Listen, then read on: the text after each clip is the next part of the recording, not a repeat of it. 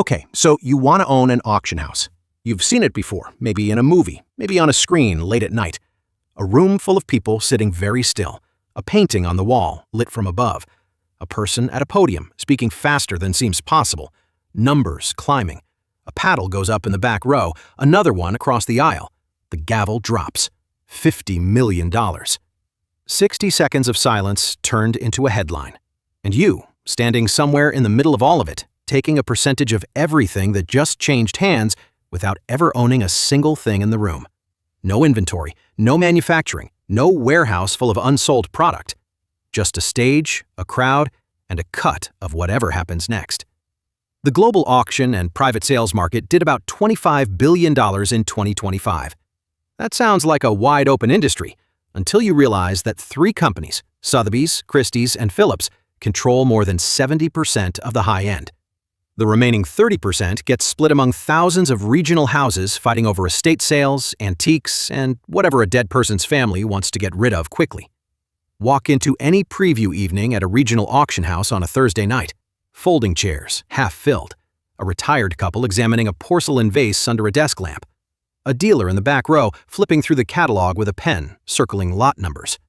A table of costume jewelry next to a mahogany dresser, next to a painting nobody in the room can confidently attribute. It smells like old wood and carpet cleaner. This is not Sotheby's. This is where most people actually start.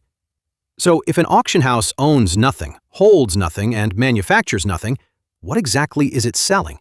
And where does the money actually come from? Not all auction houses look the same. At the top, you have the global duopoly, Sotheby's and Christie's. These are not auction companies in any traditional sense. They are alternative investment banks wrapped in a cultural shell. They offer financial guarantees, art-backed loans, asset securitization, and private brokerage services. They employ thousands of people across dozens of countries. Their combined annual sales run north of $15 billion. Below them sit the second-tier specialists. Phillips, which focuses on contemporary art, watches, and design. Bonhams, which leans into motor cars and fine jewelry. Heritage Auctions, the largest online auction house in America, dominating coins, comics, sports memorabilia, and pop culture collectibles. These firms each do somewhere between $500 million and $2 billion a year. Then there is a completely different category: vertical industrial auctioneers. Barrett-Jackson sells classic cars on live television. Copart processes over 3 million damaged and insurance salvage vehicles every year. Ritchie Brothers moves heavy construction equipment by the truckload. These businesses have almost nothing in common with the art world except the word auction. And finally, there is the one you could actually start: the regional independent auction house. Estate sales, local antiques, jewelry from a closed shop, a storage unit nobody paid rent on. These operations run on a weekly or monthly rhythm, process anywhere from $500,000 to $15 million in goods per year, and typically employ fewer than 10 people. The revenue is smaller, the drama is lower, but the mechanics underneath are the same as the billion-dollar houses above. Starting a regional auction house is not cheap, but it is not impossible either. Figure somewhere between 50 and 200 grand to get operational, depending on how much you build versus rent. The first cost nobody thinks about is licensing. There is no single federal auction license in America. Every state has its own rules. Some require a specific auctioneer license with an exam. Others demand a surety bond, typically around 10 grand, which acts as a financial guarantee that you will handle client funds properly. Most states require a trust or escrow account, meaning the money you collect from buyers cannot sit in your operating account. It has to stay legally separated until the seller gets paid. The technology is the next decision. A basic white-label online bidding platform runs 3 to 10 grand a year. A custom-built enterprise system with real-time bidding, payment processing, and catalog management can cost 50 to 150 grand to develop. Then there is the physical space. You need somewhere to receive goods, photograph them, store them, and hold the actual auction. A warehouse with a showroom area runs 2 to 8 grand a month, depending on the market. Insurance is non-negotiable. Errors and omissions coverage, general liability, and property insurance for goods under your care will run 5 to 15 grand a year. Add marketing, photography equipment, catalog printing, and 3 to 6 months of operating reserve, and a serious launch sits somewhere around 150 grand for most people. Here is the part nobody warned you about. When something does not sell, you are still responsible for it. The item sits in your warehouse eating storage cost until the consignor picks it up or you arrange return shipping at your own expense. And legal disputes are not a matter of if, they are a matter of when. A consignor who disagrees with your estimate, a buyer who claims you misrepresented condition, a family member who says the estate executor had no authority to sell.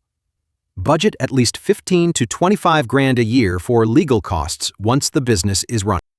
The single largest ongoing expense in this business is people, and not the kind of people you might expect. The old image of an auction house specialist is someone with a PhD in art history who wears white gloves and speaks in a soft voice. That person still exists, but the person modern auction houses actually need is someone who understands contract law, asset valuation, high net worth client management, and increasingly structured finance.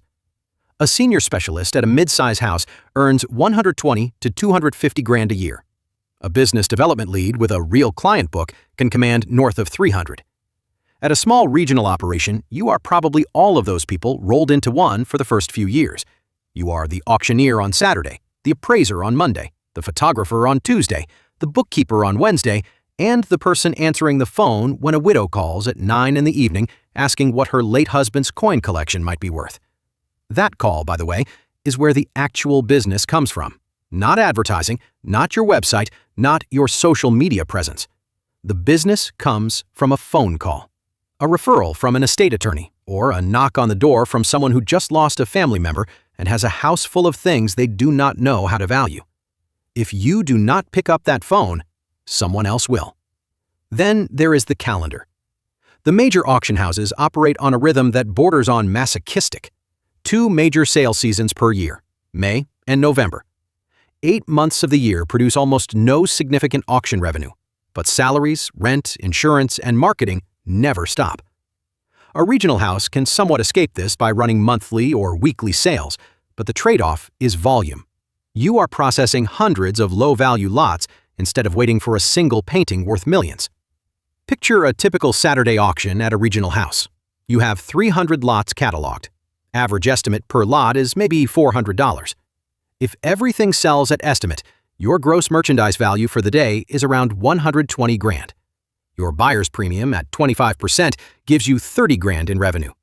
From that, subtract the cost of running the sale itself, staff for the day, the online platform fee per lot, credit card processing on every transaction, the 2 weeks of receiving, photographing, researching, and cataloging those 300 objects beforehand. Your actual margin on that single auction day might be 8 to 12 grand. Run one of those a month, and you have a business that keeps the lights on. Run 2, and you start building toward a real income. Miss one because of a slow consignment month, and the fixed costs eat you alive. Either way, cash flow is lumpy in a way that most businesses never experience. Then there is the guarantee trap. To win a high-value consignment, an auction house sometimes promises the seller a minimum price. If the item sells above that number, everyone is happy. If it sells below or does not sell at all, the auction house writes a check for the difference out of its own pocket. In 2024, when the art market softened, several houses absorbed millions in guarantee losses on works that simply did not find buyers. This is not a theoretical risk. It is a structural feature of how the top end of the business competes for supply. One more thing. The City of New York requires its own specific auctioneer license through the Department of Consumer Affairs, backed by a $10,000 bond. California has among the strictest trust account rules in the country. And in multiple states, commingling escrow funds with operating money, even briefly, even by accident, can result in license revocation and criminal referral. Here is where the economics of this business flip completely. If you think an auction house makes its money from that dramatic moment when the hammer falls, you are looking at the surface of the machine. The hammer is the front end. It is the thing that gets people in the door. The actual profit is built somewhere else entirely. Start with the buyer's premium. This is the single largest revenue line for almost every auction house in the world. It is a surcharge added on top of the hammer price paid by the buyer. At the major houses, this currently runs at 28% on the first $2 million of hammer price, then steps down to 22% up to $8 million and 15% above that. If a painting sells for $10 million at hammer, the buyer actually pays closer to $12.2 million. That extra $2.2 million goes straight to the auction house. The seller's commission, the one most people think of as the main revenue source, is often waived entirely when competing for trophy consignments. The buyer's premium is the money that never gets negotiated away. Next is private sales.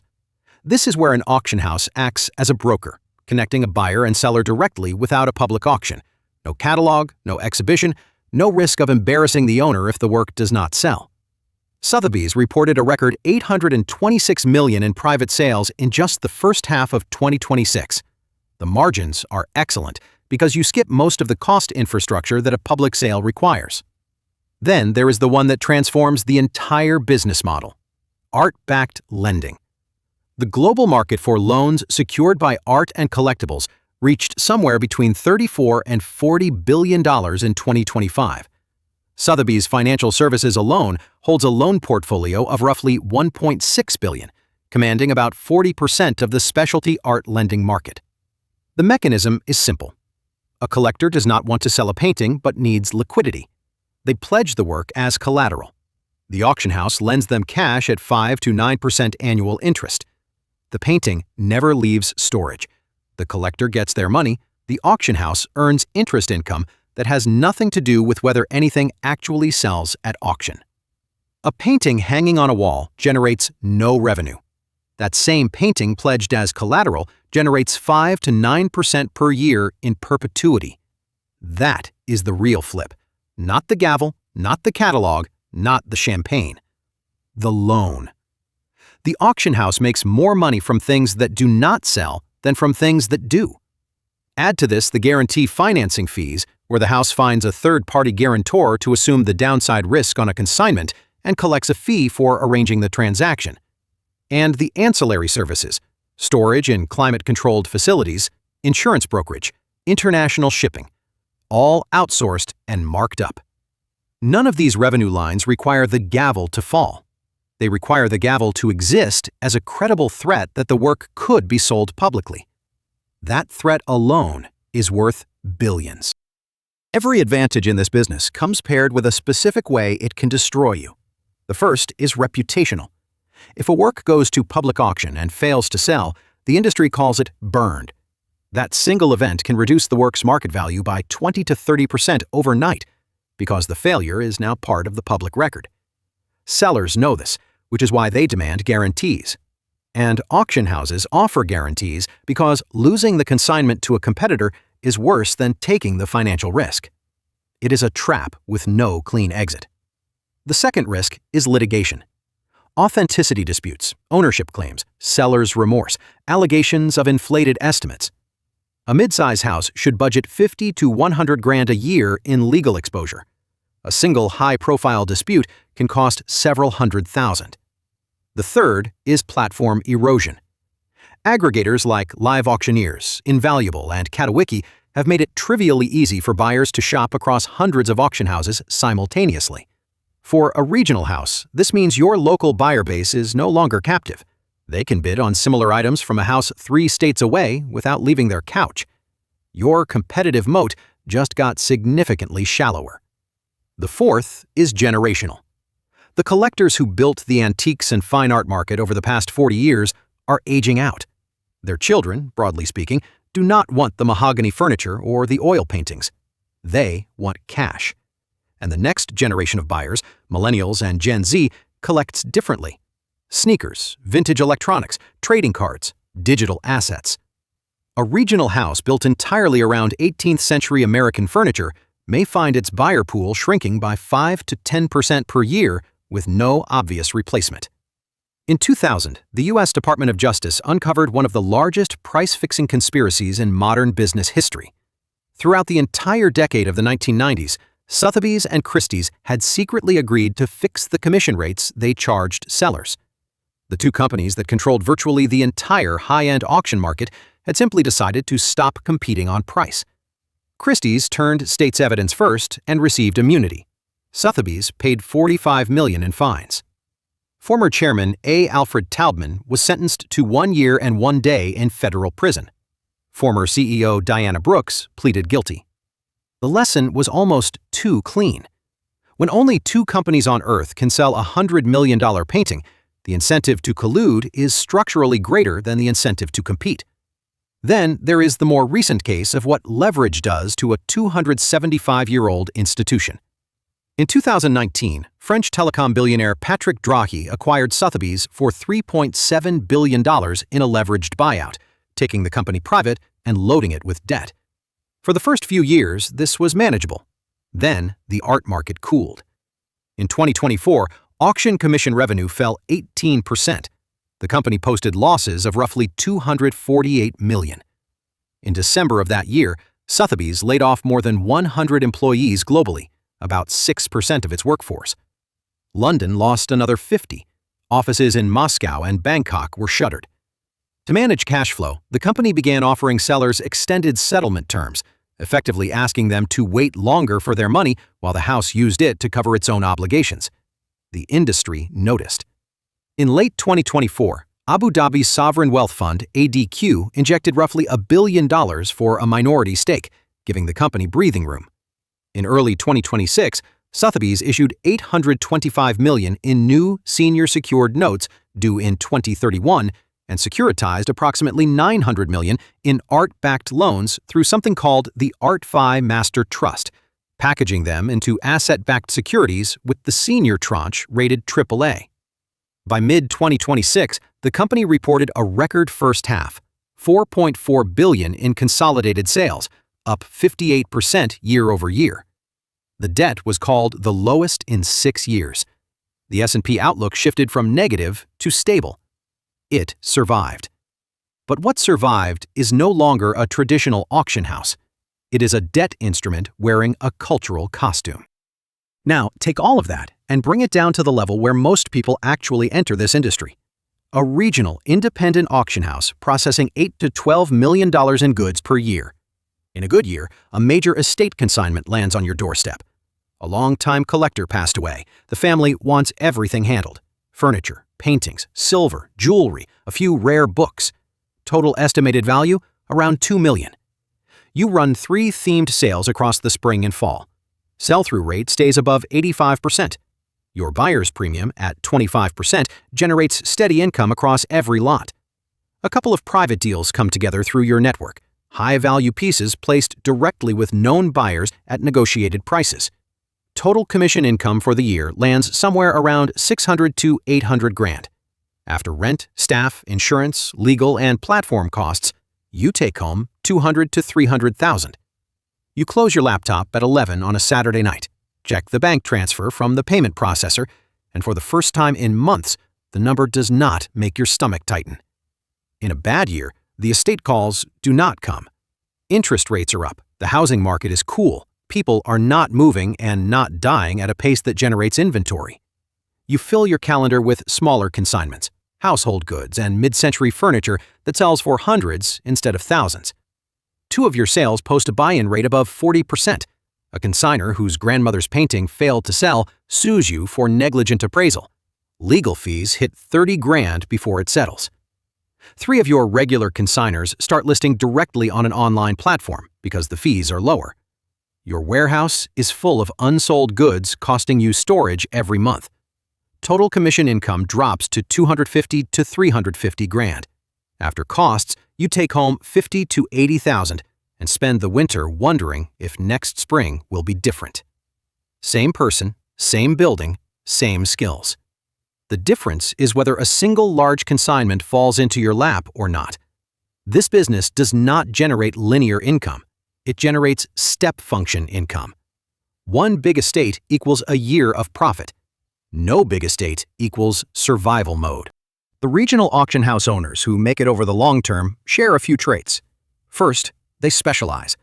The houses that try to sell everything, furniture and coins and art and cars and jewelry, develop no expertise anyone trusts. The ones that dominate a single category, military memorabilia, mid-century design, fine jewelry, rare books, Build a reputation that consigners seek out specifically.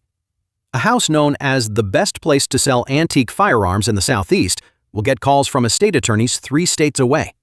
A house known for selling everything will get calls from nobody. Second, they build relationships with estate attorneys. When a wealthy person dies, the executor and the estate lawyer decide where the collection goes. That relationship is not built in a single meeting. It is built over years of reliable service, accurate estimates, and clean settlements. The best operators treat every estate attorney lunch like a long-term investment, because a single relationship with a probate firm that handles wealthy clients can feed a regional house for a decade. Third, they run hybrid operations. Live auctions for the theater and the local buyer base, simultaneous online bidding for geographic reach. Pure brick-and-mortar caps your audience. Pure online eliminates the emotional urgency that drives final prices higher in a room. There is something about sitting in a physical room, watching someone across the aisle bid against you, that makes people pay more than they planned to. That psychology cannot be replicated through a screen. It is worth the cost of the chairs. Fourth, they offer white-glove estate services. Not just the auction itself, but the entire life cycle. Clearing the house, cataloging every object, arranging transport, photographing, researching provenance, and managing the sale. This full-service approach commands a higher overall fee and locks in the consignment before a competitor can pitch. A family dealing with a deceased parent does not want to coordinate 5 different vendors. They want one phone number and one person who handles everything. Be that person, and the consignment is yours before anyone else even knows it exists. And fifth, the smartest ones buy the building underneath the business. A warehouse that costs you $5,000 a month in rent could be a mortgage payment building equity instead. After 15 years of running auctions, the real estate under the gavel might be worth more than every commission you ever collected. So after all of that, what does an auction house owner actually make? For a regional independent, the range is wide. In a normal year with steady consignment flow, somewhere between $80,000 and $180,000. In a year where a major estate lands, $200,000 to $300,000 is realistic. In a breakout year with multiple large consignments and strong private sales, north of $350,000. The Bureau of Labor Statistics puts the median auctioneer salary around $60,000 to $70,000, but that measures the job, not the business. An employed auctioneer at someone else's house is a fundamentally different economic animal than the person who owns the house, sets the terms, and collects the premium. There are also hidden income layers. Buying unsold lots at reserve when you believe in the long-term value and reselling them later at a markup. Earning consulting fees for collection appraisals, insurance valuations, and divorce settlements where assets need independent pricing. Charging estate planning firms a flat fee for inventory and valuation services before anything ever goes to sale. And if you own the physical space, the real estate appreciation underneath the business can quietly outpace the auction income itself over a decade. Here is the part that no salary number captures. This is a business where your Tuesday afternoon might involve appraising a box of costume jewelry worth $200, and your Thursday morning might involve walking through a deceased collector's home and realizing you are looking at $3 million of art that nobody in the family knew was valuable. The emotional range of the work is enormous. The financial range matches it. An auction house is not a store. It is not even a marketplace. It is a machine that converts scarcity into urgency and urgency into a number. The gavel does not create value. It reveals what someone was willing to pay when they believed they might lose the thing in the next 3 seconds. The entire business, from a regional estate sale in Connecticut to a $50 million evening sale in Manhattan, runs on exactly one principle: 2 people wanting the same thing at the same time in the same room. Everything else, the catalogs, the experts, the white gloves, the champagne, is just set design for that single moment of manufactured competition.